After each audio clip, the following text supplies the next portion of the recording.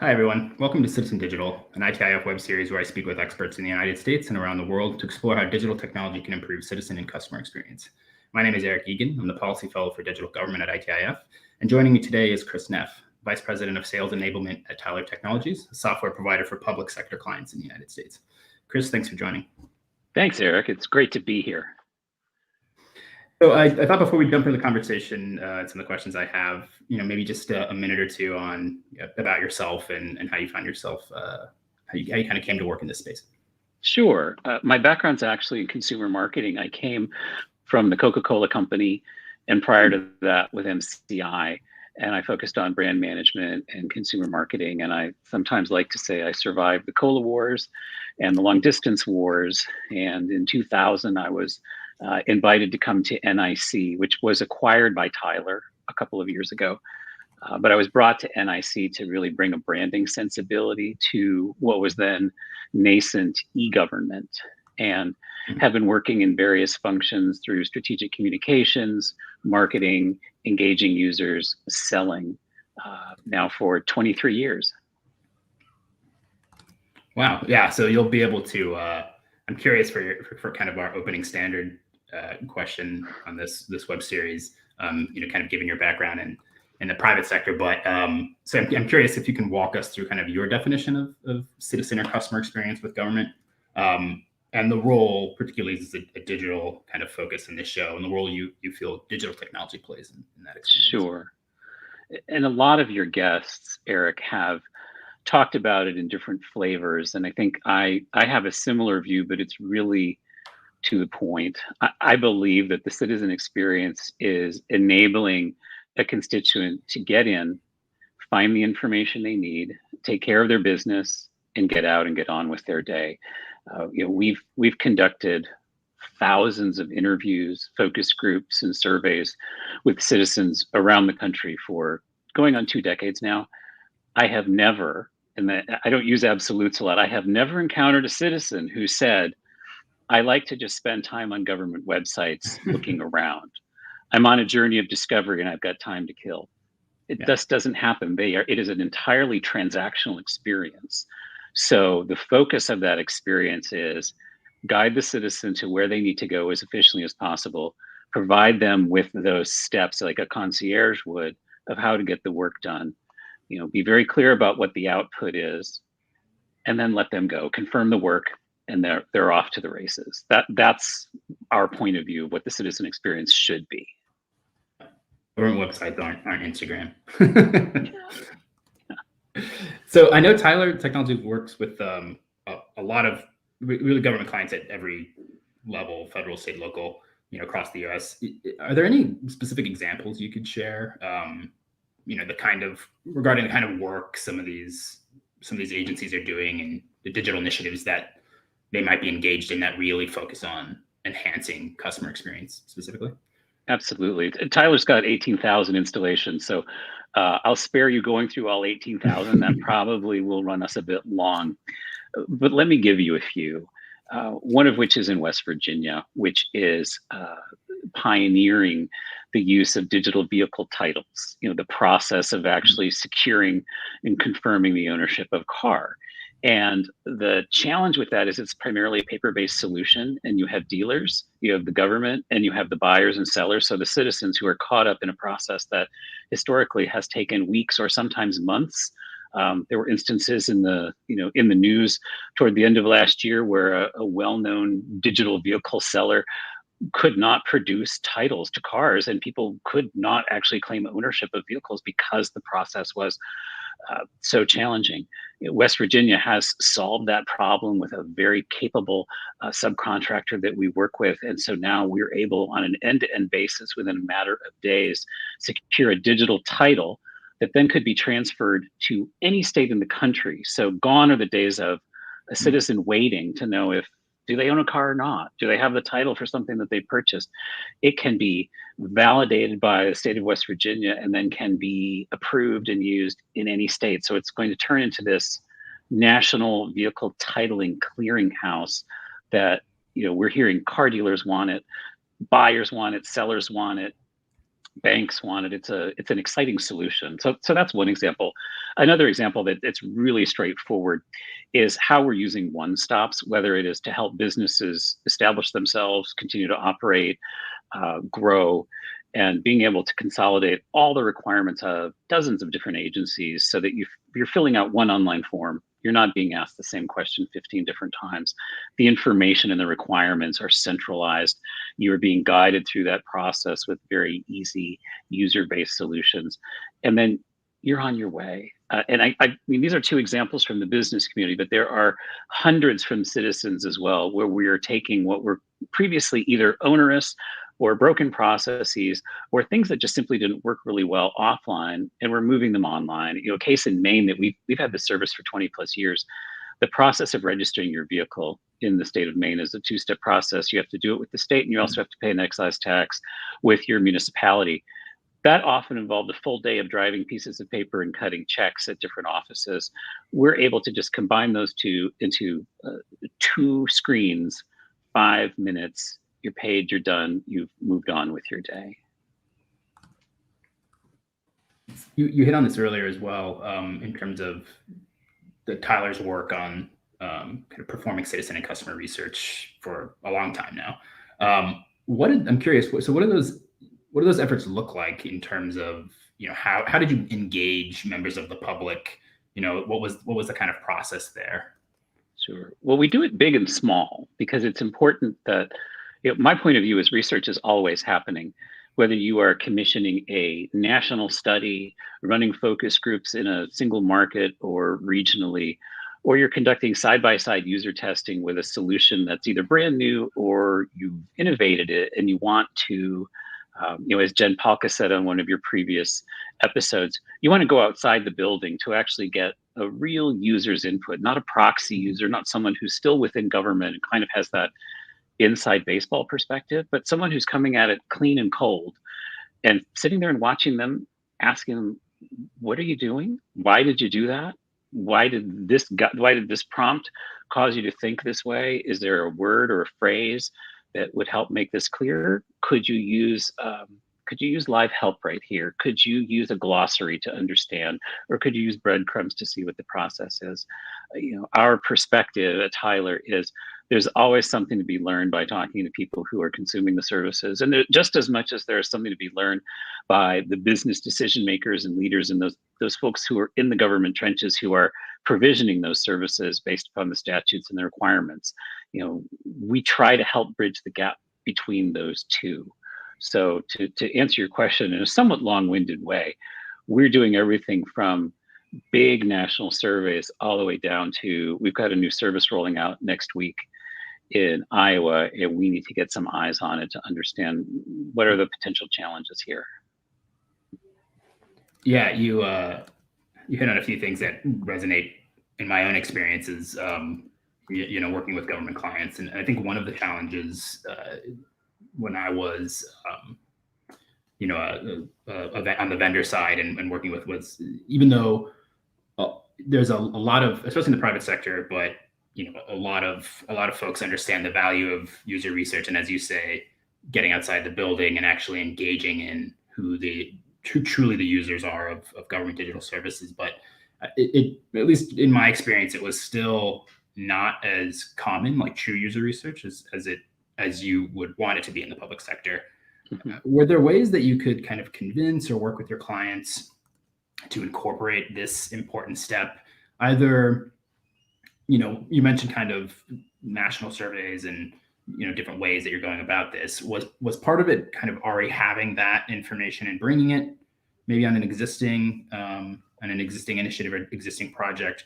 Or was it kind of working with your clients to demonstrate, hey, for this particular service that we're helping you build out, we need to engage, we need to get outside the building before we even start development. We need to do discovery. We need to understand what these customers are going through. One example I always refer to, when we had, for years, I was on a project, and you have things like you're able to measure things without interacting with users directly, right? Like abandonment rate, and you can use analytics and figure out some things that are happening. But it wasn't until a user research team went out to the county offices, sat with them, they realized a lot of the customers of this particular service didn't know what the term upload meant. And like that's something that's so easy to take for granted. But until you're there in front of and seeing people engage in that, you just don't know. So I'm curious how you demonstrate that value, how you convince particularly government clients who are hesitant to kind of get out into the field and kind of show the dirty laundry in terms of how they build out software. Right. Well, I think the short answer is all of the above. We have the benefit of years of doing this, so we can leverage case studies, lessons learned, what peer agencies in other states have done, and to be able to bring that data to bear.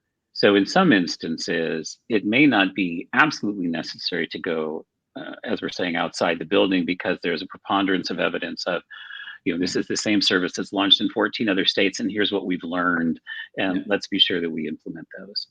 Now, having said that, I've actually not encountered government decision makers, leaders, business line officials who are opposed to conducting the research. It's not a matter of they don't want to do it. It's often a bandwidth or resource issue, and that's something that Tyler can bring to bear and say, we'll help run this for you. We'll set up the focus groups. You can sit on the other side of the one-way mirror. We'll work with you on the questions and the discussion guide, and then we'll manage what those outputs are to figure out where those learnings are. And they're fascinating. Every piece of research that we conduct, even if it validates everything that we already know, we're still learning things, and we're still getting ideas for how to continue to innovate and evolve solutions and how to better serve citizens. And that's the fun part of the job. And I feel like that's where our public-private partnerships with government really soar, is when we're working toward a shared goal and we're seeing the impact on citizens because we're asking the right questions and we're learning how to best serve them. And Eric, you also talked about data and looking at what's actually happening with these solutions. And I think that's a really important point. One of the organizations that Tyler has under its umbrella is called Data and Insights. It's formerly the company known as Socrata, which does an amazing job of synthesizing and visualizing data. But there's a tremendous amount that you can learn by obviously looking at your traffic, your abandon rates, your transactions, your failed transactions. Where are people going or not going? What sorts of content are they consuming or not consuming? And then take it a step further, and how tightly integrated are you with the service layer to understand what are the keywords of people who are having trouble? What are the types of tickets that are coming through? What are your chatbots seeing in terms of inquiries? Because all of those are guideposts that can lead you to additional insight. It's alchemy a bit to sort of piece together all the different data points and inputs to get to, here's something we can do to continue to improve a solution to make it better for citizens. Really tapping into the full arsenal of tools there then. Yes, exactly. So I want to ask, I know we had talked about this before, but in terms of, after all of this, research that Tyler has performed over the years, are there any 3 to 5 kind of fundamental takeaways, some common denominators, that you see, particularly when we're talking about what citizens and customers in government digital services are looking for? You hit on one of them, right? Which is kind of, I need to get in here, I need to get out. But any others that our listeners, the audience might maybe even be surprised at, or some that they just really need to keep kind of as pole stars in terms of, Right. Yes. And I'm going to look away because I actually wrote some of them down. I want to be sure that I get them right, because we've got a lot of data points. But the one that we have been seeing recently, state after state, is about stress levels. And right now, nationally, 54% of the respondents ages 18 and above that we're surveying are saying that they find that dealing with government is stressful. Now, that's interesting in and of itself, but what does that mean and why is it stressful? So now we're embarking on the next layer of the research to understand, is it because the expectations of what an interaction are unclear? Is it because you don't know where to go and what level of government does what? Is it because the requirements, the information you have to have, the payment process, the confirmation is unclear? Is it because due to, say, your generation, you have very little experience dealing with government in the first place, and you could use some training wheels? You could use better guideposts, better indications that you're on the right path, the way to get to, to take care of this transaction and what the outcome is looks like this. Don't stress about it. So we're understanding that 54% is meaningful, but we really want to better understand where do we go with that to continue to improve. Now, on the young adult side, we've conducted some separate research where we're talking to Gen Z and millennials, so really ages 18 to just getting into their 40s, and asking them how well they understand what government does. And we're getting 61 to 65%, depending upon the state, don't know how government is structured, don't know which level of government provides a specific service, and more to the point, they don't care, nor should they have to care. Government should be able to present that information in a logical way, regardless of the structure, the barriers, the ways that things have to happen. In addition, I'm also surprised by the fact that we're still working toward this idea of a single government solution, where again, federal, county, local, city, municipality, state, presenting services communally, whether they are still operating in their separate silos, which will likely continue to happen for a very long time because of the way that government is structured, the way that trust is engendered, the way that data is protected. The challenges and the opportunity is, how do we work around that? How do we use things like APIs in order to link services in a way that above the surface to a citizen is very logical and easy, but below the surface, it's kind of like a duck paddling. There's chaos down there, but they're gliding along the surface, and it's providing that really smooth user experience. And the data there is pretty clear. We have 65% of adults saying, I want one place to go for all government. I want government, capital G. And then 50% are also saying, I want a single way to validate and log in so that you know that I'm me. So it's you, Eric. I know you regardless of whether you're dealing with the county or the city or the state or the federal government, and I'll be able to surface the services that you need or that you use on a regular basis, so that you no longer have what we call the scavenger hunt of where do I go to find what I need to do. So that's just a few of the data points. The one that I'm really focusing on, especially when we're talking about serving all citizens, is this concept of training wheels, or additional supports for people who may not be as familiar or comfortable with government. It doesn't just apply to age, but it also applies to language. It applies to recency in the country or familiarity with the community that you're living in. So it factors into the ability to translate, the ability to simplify forms, the ability to provide step-by-step instructions. There's a lot of great places to go to continue to improve how these services are delivered, and research is helping drive that for us. Yeah, there's so many interesting things here. You mentioned some of my past episodes, and with some of my guests, we've talked about government's compulsion to kind of structure their digital services to be like, our customers need to know how we're organized. They don't really, they don't care about the legal department or how procurement happens or anything that's happening behind the scenes. To your point, they just want to kind of get the service. And if you look at other services around the world, as you mentioned, the federated structure of the United States can complicate ease of access to digital services because of the silos. But there are ways around that without saying, well, we should just all consolidate this into, that's unlikely to happen. But there's technology can really support that, as you're saying, with data sharing and things like that. So even if it's federated and structured and siloed in separate ways, kind of behind the scenes, it still feels more united, which is something I think customers are certainly looking for. So that's really interesting. I have one more too. Can I give you?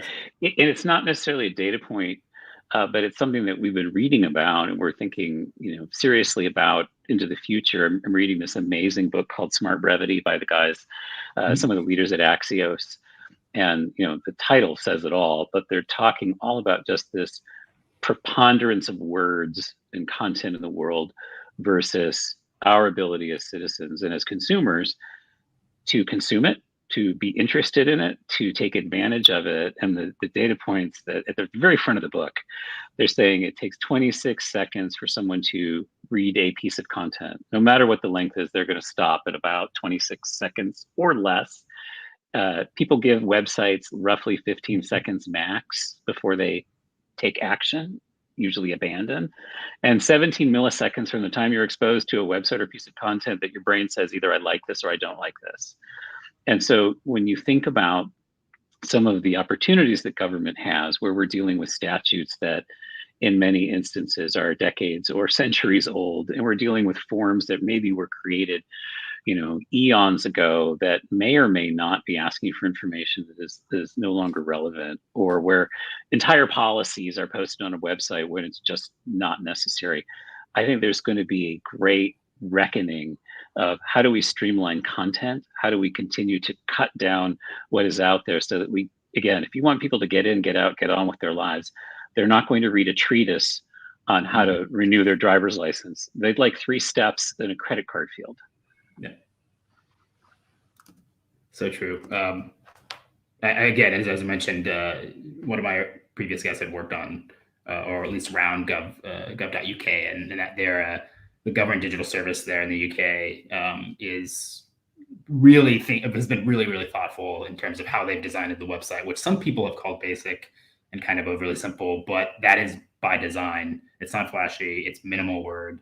And it's because exactly when you're talking about interacting with government services, right? Not Instagram. So it's simple, being able to get to the point, both in how the way it looks and in terms of content is really important. And a lot of people don't realize such a big part of just how a website is designed in government is so much debate and coordination with like legal teams and all of this for like a single phrase.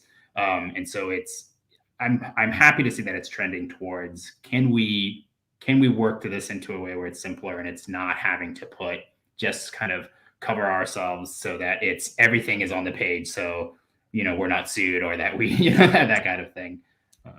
And it's an opportunity for research and for the usability experts to be more involved upstream in that process, to be able to say, here's what a citizen is going to see and how they're going to interpret this. And the action that they're likely going to take is to bail, or they're going to pick up the phone and call customer service and add to a call queue that, we should be able to self-serve through this digital channel. Let's put our heads together and figure out ways to simplify and streamline.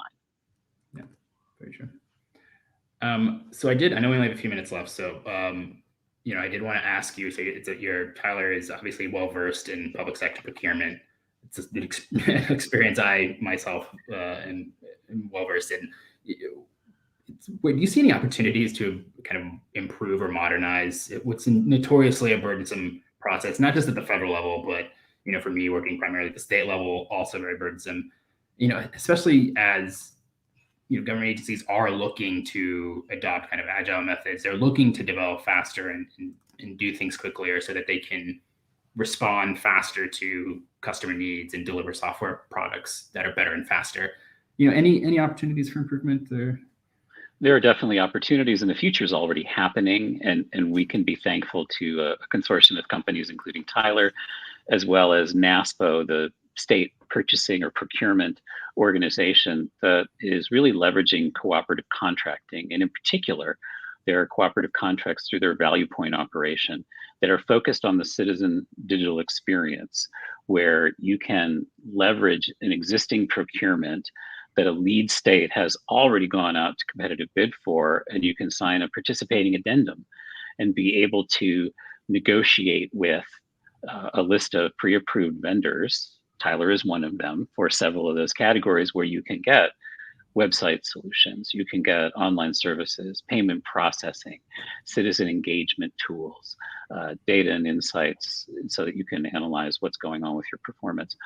All of those are available without needing to go out to procurement, and you're really leveraging the work that's already been done by successful states. And in this instance, the state of Utah is actually the contracting entity, and other states now, and I believe we have 9 or 10 states that are already signing participating addenda so that they can take advantage of the solutions that are already available without going through a lengthy procurement process. And I saw through some various sources, the typical state government procurement runs 6 to 9 months in a fast-tracked environment. So, this allows you to get going in a matter of days or weeks.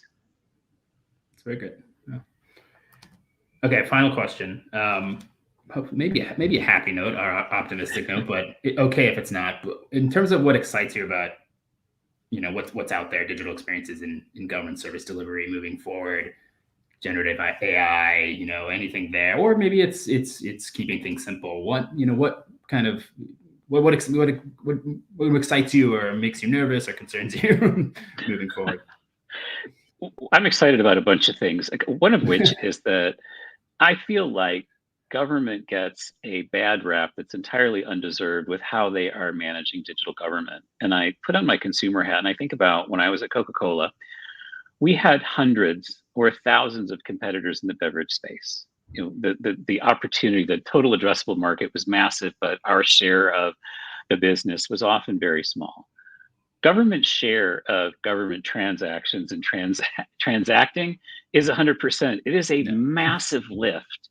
And I think that it's unfair to penalize because you are serving everybody. Every single individual who lives within those boundaries is touching government and being served in some way or another. So I'm excited by the people that we work with every day across federal, state, and local government who are passionate and committed and are wanting to make positive change. That's really exciting. We've got partners who are breathing the same air, and we're all drinking the same Coca-Cola, so to speak, in a positive way. The other thing is when I talked about the goal of really bringing government together and connecting it so that it knows that you are Eric Egan. They know where you live.